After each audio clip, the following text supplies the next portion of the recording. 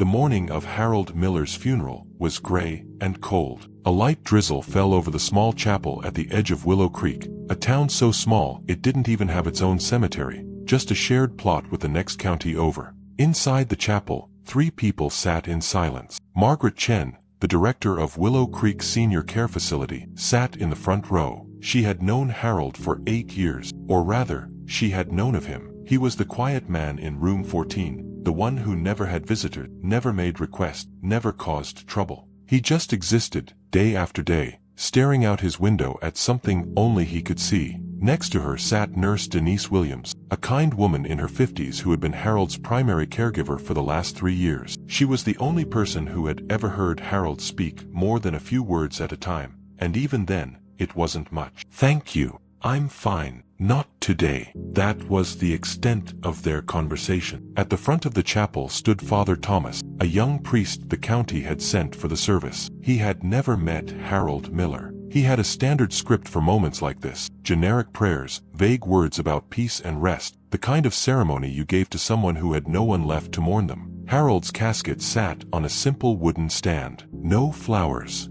no photographs, no military honors, even though his file said he had served. The Veterans Affairs Office had been notified, but no one had responded. It happened sometimes. Old soldiers who fell through the cracks, whose records were incomplete, whose service was forgotten. Father Thomas cleared his throat and opened his Bible. "We are gathered here today to..." The chapel door opened. Everyone turned. A man walked in, late 60s, tall and straight-backed despite his age, wearing the dress uniform of a United States Army colonel. His chest was covered in ribbons and medals. He removed his cap, tucked it under his arm, and walked slowly down the aisle toward the casket. Margaret exchanged a confused look with Denise. Neither of them recognized this man. Neither of them knew Harold had any military connections beyond a brief note in his intake file. The colonel stopped at the casket. He stood there for a long moment, looking down at the closed lid, his jaw tight with emotion. Then he reached out and placed his hand on the wood. "I'm sorry I'm late, Sergeant," he said quietly. "I came as fast as I could." Before anyone could respond, the door opened again. Another man entered, then another, then 5 more, then 10. They kept coming. Men in their 40s, 50s, 60s, 70s, some in uniform, some in civilian clothes with military pins on their lapels. Some walked with canes. Some were pushed in wheelchairs. But they all came, one after another, filing into the small chapel like a river that had finally found its way home. Within 30 minutes, every pew was full. Men stood along the walls. More gathered outside, unable to fit through the doors, standing in the rain with their heads bowed. Margaret stared in disbelief. What is happening?" Father Thomas looked equally stunned. "I don't understand." The file said he had no family, no contacts. The colonel turned to face them. His eyes were red, but his voice was steady. "Harold Miller had no family," he said. "But he had us, every single one of us." He gestured to the hundreds of men filling the chapel and spilling out into the rain. "We're his family, and we came to bring our brother home." Margaret couldn't process what she was seeing. For 8 years, Harold Miller had been a ghost. Room 14. No visitors, no phone calls, no letters. She had assumed he was alone in the world. One of those tragic cases of a person who had simply outlived everyone who ever loved them. But now, looking at the sea of faces filling her chapel, she realized she had been completely wrong. The colonel, his name was David Patterson, she would learn later, asked if he could say a few words. Father Thomas, clearly out of his depth, nodded and stepped aside. Patterson walked to the front of the chapel and turned to face the crowd. The room fell silent. Even the rain outside seemed to pause. "Most of you don't know why you're here," Patterson began. "You got a call or an email or a message on some veterans forum, and you dropped everything to come to a tiny town you'd never heard of, to bury a man you'd never met." He paused. "But some of you, the older ones, the ones who were there, you know exactly why you're here.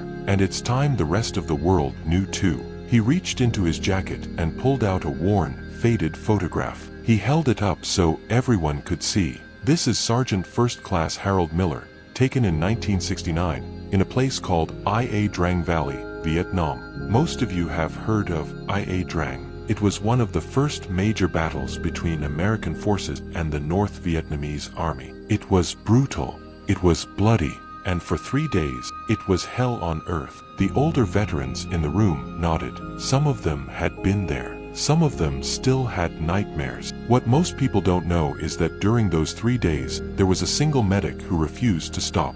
While other men took cover, while officers called for retreat, this medic ran into fire again and again and again. He dragged wounded men to safety. He treated injuries under conditions no human being should have to endure. He gave his own blood, literally his own blood, when supplies ran out. Patterson's voice cracked. 47 men survived the Ia Drang Valley because of Harold Miller. 47 men went home to their families, had children, had grandchildren, lived full lives, because one medic decided that no one was going to die on his watch. He looked at the casket.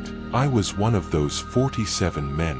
I was 19 years old, shot twice in the chest, bleeding out in a ditch. Harold Miller crawled 50 yards under machine gun fire to reach me. He kept me alive for 6 hours until the medevac came.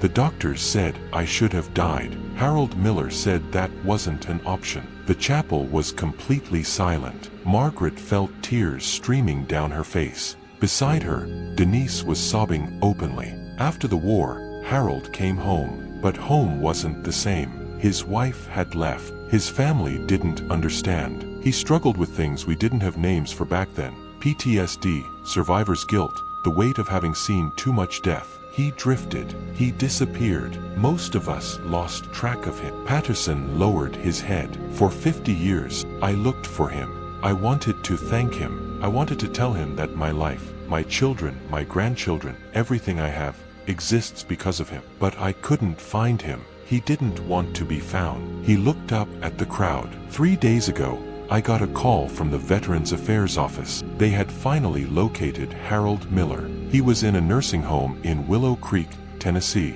He had died alone, with no family, no visitors, no one to hold his hand. His voice broke completely. He saved 47 lives, and he died alone. That's not right. That's not how a hero should leave this world. The story spread through the chapel like wildfire. One by one, veterans began to stand and share their own stories. Some had been at Ia Drang themselves. Others were sons and grandsons of men Harold had saved. Others had simply heard the legend, the medic who wouldn't stop, the ghost who appeared from the smoke to drag you to safety. A man in his 70s, tears streaming down his face, stood up. My father was at Ia Drang. He never talked about the war, except once. He told me about a medic who carried him on his back for 2 miles through enemy territory. He said that man was an angel. He said he owed that man everything. The man's voice shook. My father passed away in 1998. He spent the last years of his life trying to find that medic, to thank him. He never did. But I'm here now, and I want to say what he never got the chance to say. Thank you, Sergeant Miller. Thank you for my father's life. Thank you for mine. Another man stood, younger, maybe in his 40s. I never met Harold Miller, but my grandfather did. Grandpa was a lieutenant at Ia Drang. He took shrapnel to the spine and couldn't move. He told me that a medic appeared out of nowhere, picked him up like he weighed nothing, and carried him to safety while bullets flew all around them. Grandpa always said he owed his life to a man whose name he never learned. He held up his phone. I found out 3 days ago that man was Harold Miller. I drove 18 hours to be here, because some debts are too important to leave unpaid. The stories continued for over an hour. Margaret sat in stunned silence, trying to reconcile the man she thought she knew, the quiet, lonely resident of room 14, with the legend these men were describing. How could someone who had done so much end up so alone? How could a hero spend his final years forgotten in a nursing home, staring out a window, waiting for death? When the stories finally wound down, Colonel Patterson returned to the front of the chapel. Harold Miller never asked for recognition. He never filed for the medals he earned. He never told anyone what he did. When people thanked him, he said the same thing every time. I was just doing my job. Patterson looked at the casket. But it wasn't just a job. It was a calling. And for 3 days in November 1965, that calling saved 47 American lives. He pulled something from his pocket, a small velvet box. After the battle, Harold Miller was recommended for the Medal of Honor, but the paperwork was lost in the chaos of the war. The recommendation was never processed. For 60 years, that wrong has gone uncorrected. He opened the box, revealing a gleaming medal on a blue ribbon. Last week, with the help of several congressmen and the families of the men Harold saved, we finally made it right. It's too late for Harold to receive this in person, but it's not too late to honor his memory. He walked to the casket and placed the Medal of Honor on top of it. Sergeant First Class Harold Miller, on behalf of a grateful nation, I present you with the Medal of Honor for conspicuous gallantry and intrepidity at the risk of your life above and beyond the call of duty. You saved us, Harold, all of us, and we will never, ever forget. The funeral that was supposed to last 30 minutes stretched into 4 hours. After Colonel Patterson's presentation, a formal military honor guard arrived, summoned from Fort Campbell, 2 hours away. They had driven through the night when they heard what was happening. 6 soldiers in immaculate dress uniforms lifted Harold's casket onto their shoulders and carried it out of the chapel. Outside, the rain had stopped. The sun was breaking through the clouds, casting golden light over the small cemetery behind the church. But the cemetery was no longer empty. Thousands of people lined the roads. Veterans in uniform, families with children, local residents who had heard the story on the news. Police officers from 3 counties had come to direct traffic. Fire trucks from nearby towns had parked along the route, their crews standing at attention as the procession passed. Margaret walked beside the casket, still in shock. How did all these people find out? Colonel Patterson, marching beside her, gave a sad smile. The veteran community is small, but it's connected. When word got out that a Medal of Honor recipient was being buried alone, people started calling other people. It spread from there. But how did they get here so fast? Some of them started driving the moment they heard. Others flew in from across the country. One man came from Germany. He's the grandson of a soldier Harold saved. He got on a plane 6 hours ago. Margaret shook her head in disbelief. He was with us for 8 years. We had no idea. He didn't want you to know. That's who Harold was. He carried his burdens alone so others wouldn't have to. The procession reached the gravesite. The honor guard set the casket down on the lowering device, and the crowd gathered around, filling the cemetery, spilling onto the roads, covering the hillside like a living blanket of gratitude.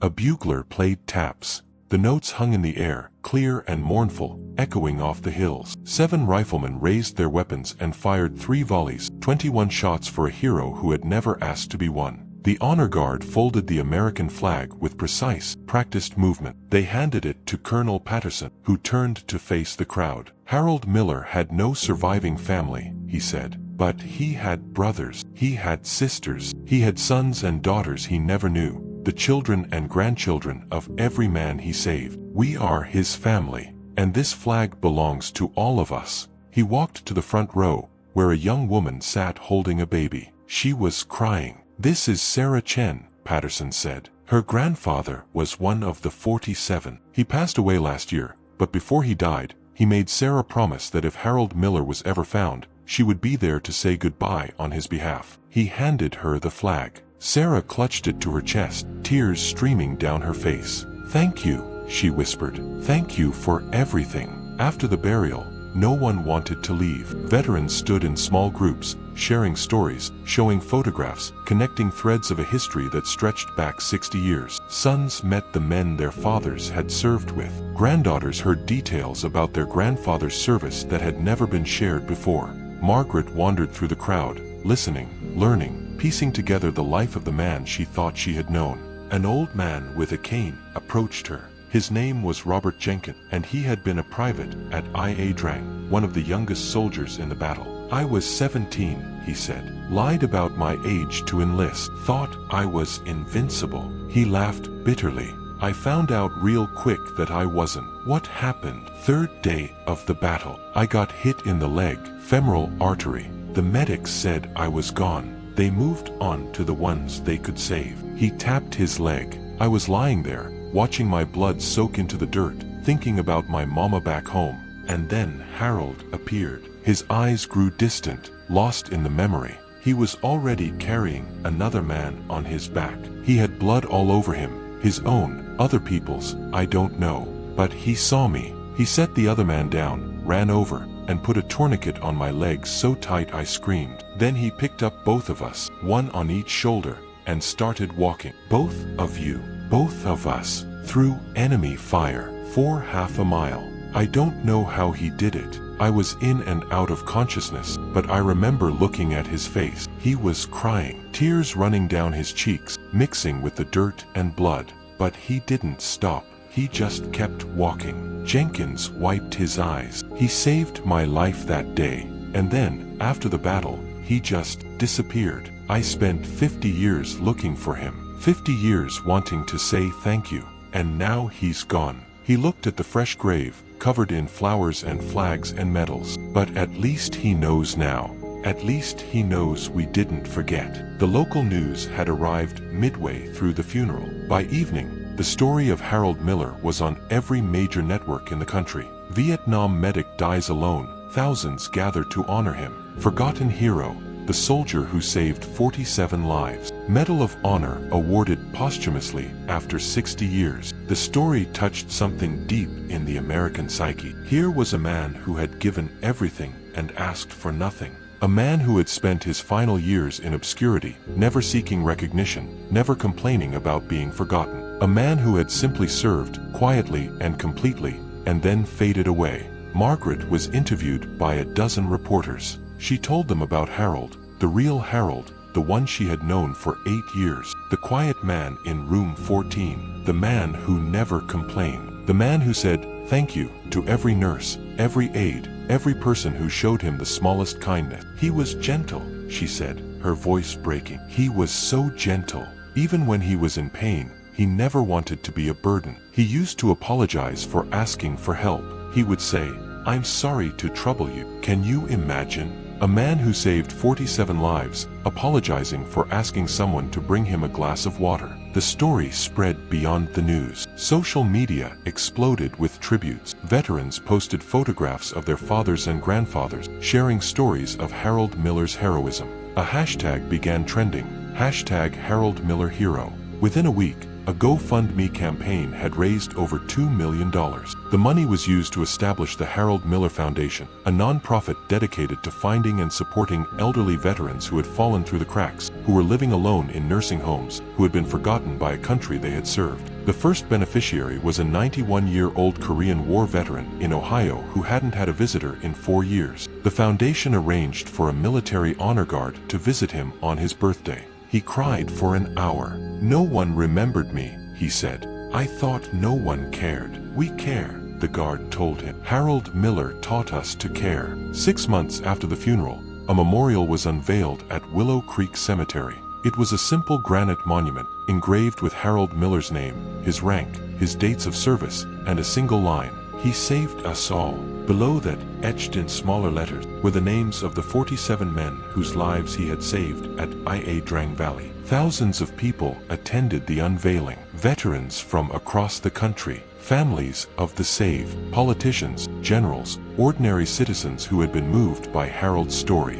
The tiny town of Willow Creek had never seen anything like it. Colonel Patterson gave the keynote address. Harold Miller spent the last years of his life alone, he said. He never told anyone what he did. He never sought recognition. He never complained about being forgotten. He just endured, quietly, humbly, the same way he endured everything else in his life. He paused, looking out at the crowd. "I've asked myself 1,000 times, why? Why did he hide? Why did he suffer in silence? Why didn't he reach out to the men whose lives he saved, the men who would have done anything for him?" Patterson's voice grew heavy. "I think I know the answer now." Harold Miller didn't see himself as a hero. He saw himself as a man who had done his job. He didn't think he deserved recognition. He didn't think he deserved gratitude. He had lost so many friends in that war. Men he couldn't save, men who died despite his best efforts, and I think he carried that guilt with him for the rest of his life. He looked at the monument. But here's what Harold never understood. The 47 men he saved went on to have children. Those children had children. Today, there are over 300 people walking this earth who exist because of Harold Miller. 300 lives, 300 stories, 300 futures. He turned back to the crowd. Harold Miller thought he was nobody, but he was everything. He was a father to people he never met, a grandfather to children he never knew, a savior to families that will carry his legacy for generations. He raised his hand in salute. "Rest easy, Sergeant Miller. Your mission is complete, and we will never, ever forget." Among the crowd at the memorial unveiling was a young man named James Miller. He was 24 years old, with dark hair and quiet eyes. He had driven from California to be there, a 3-day journey he had made without stopping for more than a few hours at a time. James had never met Harold Miller. He hadn't even known Harold existed until 6 months ago, when his mother sat him down and told him the truth about his family. "Your grandfather's name was Harold," she had said. "He left before I was born. I never knew him. My mother never talked about him.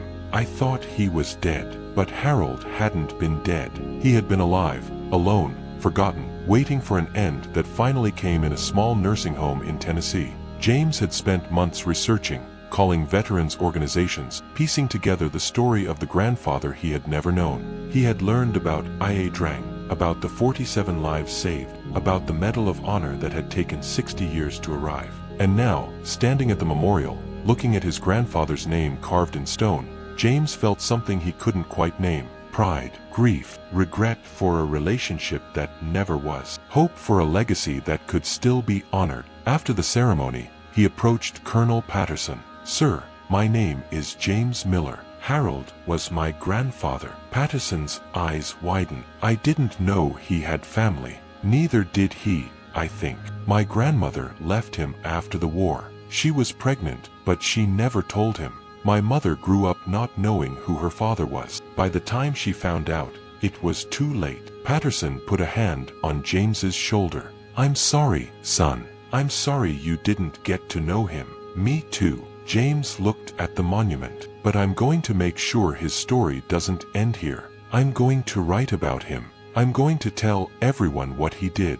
I'm going to make sure no one ever forgets." Patterson smiled. "He would have hated that, you know. He never wanted attention." "I know, but he deserves it anyway." James reached into his pocket and pulled out something small, a worn military patch, faded with age. It was the insignia of a combat medic. "I found this in his belongings," James said. "The nursing home saved a few things for me." This was the only military item he kept. He walked to the monument and placed the patch at its base, among the flowers and flags and photographs. "Thank you, Grandpa," he whispered. "Thank you for everything." 2 years later, James Miller published a book. It was called The Medic of I.A. Drang, The True Story of Harold Miller. It became a bestseller within a month. The book told the full story, not just the battle but the man, the childhood in rural Kentucky, the decision to enlist, the horrors of Vietnam, the impossible choices made under fire, the decades of silence, the lonely death, and the extraordinary funeral that brought a nation together. James interviewed everyone he could find: veterans, nurses, historians, family members of the 47. He pieced together a portrait of a man who had given everything and wanted nothing in return. A man who had suffered in silence because he didn't believe his suffering mattered. A man who had saved so many lives but couldn't save himself from the weight of his own memories. The book ended with a simple dedication: "For Grandpa Harold,